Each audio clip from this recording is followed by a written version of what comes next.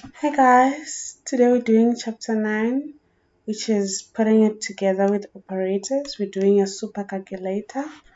Um, the super calculator, it's gonna, uh, okay, it can add two numbers together and also it can add two strings together. Alright, so it's just gluing things together. It doesn't matter.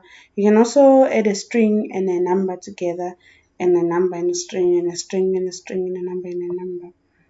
Okay, so we can copy the code on fiddle.net and paste it. I've already done that.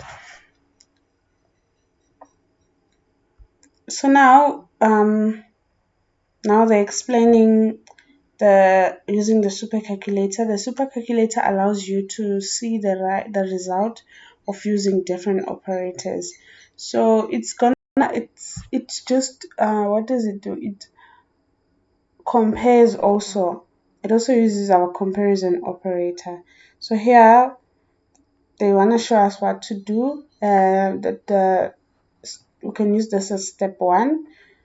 First, enter the first operand. Maybe you want to enter a number. If you don't want to enter a number, then you press here and then you enter a string.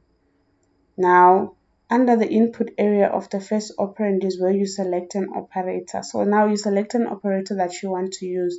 So our operators are divided into three groups, which is the arithmetic, the string, and the comparison operators. Okay. So now underneath the operator, there's the second operand that you have to use. For example, you're adding 1 and 1. Now the first one is the first operand and the second one is the second operand. Now you go on and you press operate and then the return value comes and then it also shows you the operation that you did. Now maybe you added my name, you added my two names, Rovimbo and Rovimbo. Now it's gonna show you here Rovimbo plus Rovimbo, and then it's gonna show Rovimbo on the bottom. So super calculating with strings and arithmetic operators. Now let's try some operands that will simple or that while still simple will show you some interesting things about JavaScript. Mm, So now they wanted to add a one of a string and a one of a string. So now remember, if we add a one string and a one string, it doesn't give us a two because now that is not a number. It's a string, so it gives us one, which is an 11 in numbers. So if we add Java and script, it gives us JavaScript.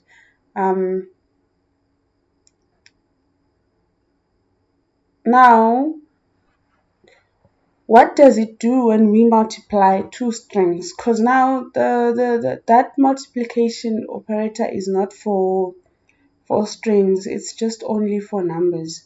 How is it gonna work if we multiply strings? That's where we get an n, which also means this is not a number. So if you change the data type, it's gonna, or even if you put a two string and a two string, it won't calculate because it's not a number. Okay, so look at this one.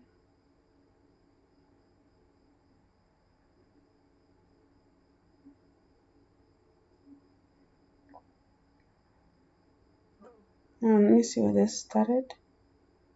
It says change the first operand to 9 and change its data type to number. Change the operator, arithmetic operator that look like a percent, the modulus operator.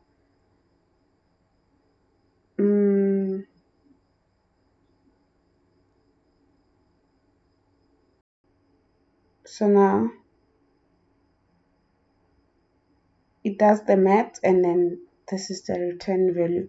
So basically the super calculator is just showing us that how to multiply. So here in the case for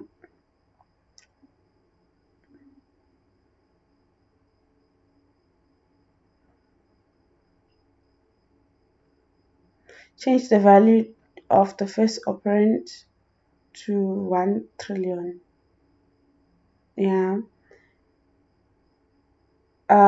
Multiply 1 trillion times 1 trillion. What is it gonna show us? It's gonna show us a 1e plus 24. What does it mean? It's a scientific notation. It tells us that there are 24 zeros. What do we do when we go? Okay, now we are calculating with the comparison operators. So now the comparison operators, they depend. There's one with a two equals, the equality operator, and then there's one with a three equals. It doesn't do the same thing. So now if you use the one with the two equals and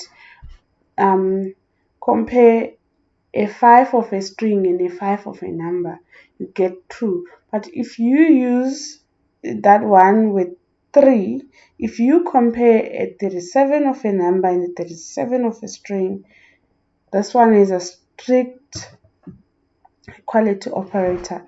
It won't be true because now it tells you that it's not true. So here, the 99 of a number is not equal to 99 of a string. It's false because this one only takes it sees 9 and 9 and 9 and 9. It doesn't really look for um if it is a string or a number.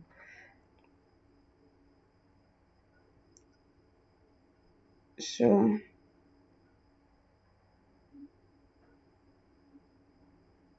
look at here. 10 is greater than 5. It's true because it's not it's not the one. It's this one is not strict like the other operator, so it just checks the numbers inside and it calculates. So basically this is what the super calculator does.